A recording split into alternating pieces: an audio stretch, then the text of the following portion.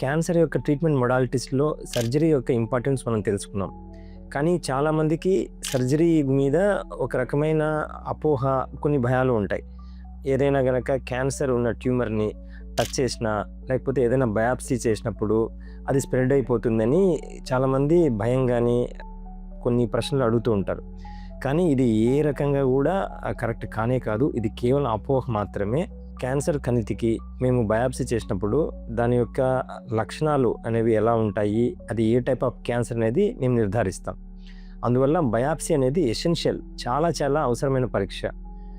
ఇంకా main surgery, cancer కనుక operation చేసే స్టేజ్లో ఉంది అని కనుక డాక్టర్ చెప్పినారనంటే మీరు ఏమాత్రం అపోహ కానీ, భయం కానీ లేకుండా చక్కగా సర్జరీకి వెళ్ళిపోండి. దానివల్ల క్యాన్సర్ని మీరు కంప్లీట్గా క్యూర్ చేసుకోగలుగుతారు, క్యాన్సర్ నుంచి బయటపడతారు.